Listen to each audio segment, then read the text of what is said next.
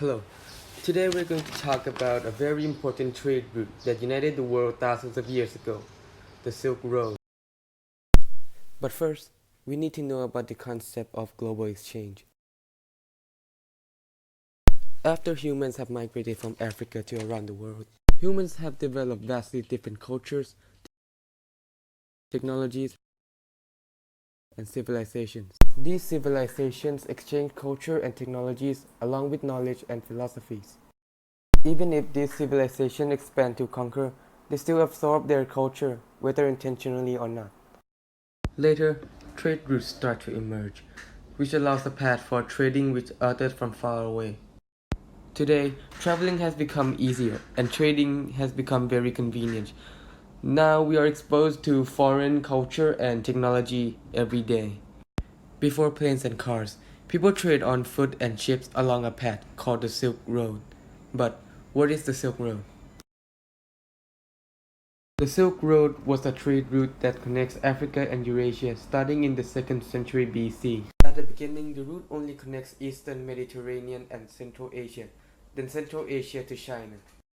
Then the route expanded into the sea, which connects to Rome and reaching Japan and Java. The route became a network rather than a single path.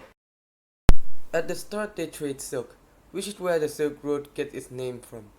Silk making is only in China and is their source of wealth.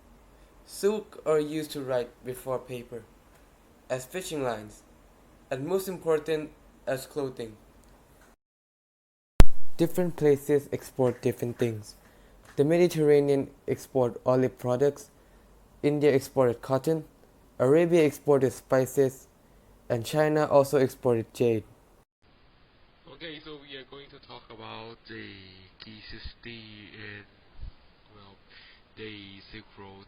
So when we start, we gonna need to start from the east. So well, if we're not going to include the couriers, we can start at the Laoyang. Laoyang is the capital city of China during the Han period, and then follow to the Chang'an, which is if you are interested, is actually the capital of the governor Dongzhuo during the Three Kingdom period. So traveling along the road in the Chinese mainland, we have Wu Wei, and then at the end of the actual Chinese territories, not the expanding through the Silk Road, is actually Anxi, which as we can see, Anxi is most likely where they start like trading silk, because this area is start to be like out on the border of China, and silk is starting to be traded there. Okay, so this is the end of the road connecting in China. It's just like the frontier into the start of the Silk Road to the west. So if we look closely in the map, well, we have rerouted to go from Anxi for actually two main routes. Uh, but at the end of the line, we are going to meet at Kaskar and Kokhan. When we follow down the road, we can go to Samarkand or Bactria. Bactria is actually like the capital city of Bactria, and from Bactria there is the Silk Road is connected to India, where the India and the East met together at Bactria, which connect the India. As we know, we follow along the road to the India, and there's more sub routes in India. And then we move on from Samarkand and Bactria to um, Merv, which is the connection between the Samarkand and Bactria. And from Merv, we continue from the road in the Media Persis, or you can call it Persia. Um, well, Old Persia. Well, we follow down the road. We could see we meet at Duro Europos. This is well the line which the city with well in the center of the trade route which connect the east to the west. Well, when we continue to go down the Silk Road to the west, we could see that actually they change it to they meet at Tar and Torch. With um, this two city is the maritime trading port which connect to the other Mediterranean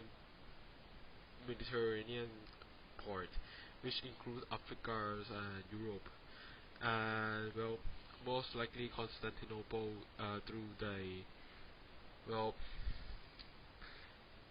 connected past Constantinople to Sevastopol, current day Sevastopol, and from Egypt or what we know Alexandria, we connect to Rome and many other ports in the Europe part of the Mediterranean Sea. This is the key city for the Silk Road. Okay, so we're gonna talk about merchandise that is traded throughout the Silk Road. Let's start from the common China. Well, China exported, as we know, silk, tea, rices, jade, resonant porcelain, and also China have exported one of the greatest paper is the Chinese paper. When we're going to look in the Silk Road, there's a lot more countries or kingdoms or state that actually exist throughout at the time. When we talk about India, India is exporting most likely spice, the ingredient, tropical raw product like fruit, tropical fruit, everything that's found in tropical forest. But when we look into the Middle East, in the Middle East, they have a lot of military equipment which is exported to China and camels. They also provide gold, silver, precious stone, glass items. Other good in the Central Asia or Middle East is well skins, wool, cotton fabrics. Well, when we look into the Africa, well, they met up at like near the end of the Silk Road, and they have well something to provide to the system of Silk Road. Well, most likely Egypt. Egypt, they as we know papyrus paper, another kind of paper that is very common in Egypt. But when we look, we are still missing two of the main well contributors, the Caucasians and the European. They have a lot of the livestock. They have cattle all over the field, sheep or goats, and depend on where they are. There are some crops that is traded throughout the Silk Road that is brought back to China. Well, one of this is berries, like well wine, grapes, something like that. That China's only know how to make only rice or wines, and they discover that the Western country they have grapes wine, which is a lot easier to produce, and they got traded throughout the market. Difficulty endured by traders. The problem that made traveling in the Silk Road dangerous from Afghanistan to China was the Hindu Kush Mountain. The Hindu Kush Mountain ranges about 500 miles long and 150 miles wide. During winter, the mountains are covered in snow, making it very difficult to cross because the snow would make them blind. Also, ice storm and frostbite aren't helpful either.